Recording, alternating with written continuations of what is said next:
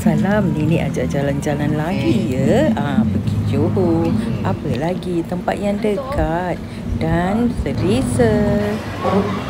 Ini pagi-pagi kita cari makan ya dekat Al-Mizan. Highly recommended. Sedap makanan-makanan di sini ya. Jangan lupa datang sini. Dan Tok Noh belanja nenek jalan-jalan ke Johor ya. Kita punya hotel dekat bandar saja, tak jauh. Sambil jalan sambil cari-cari makan ya. Sedap makanan hidangan di Johor ni. Harus datang ya, cuba. Banyak restoran yang dibuka dan sedap-sedap makanannya ya. Tak boleh nak cakap lah yang mana satu. Semua sedap. Hidangan di hotel pun sedap juga.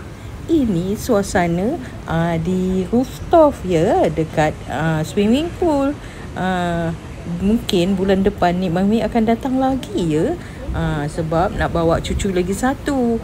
Ni kali kita bawa Adam ya. Nanti lain kali kita bawa Aiden. Ni Tok Noh ajak nenek merayau dekat rooftop.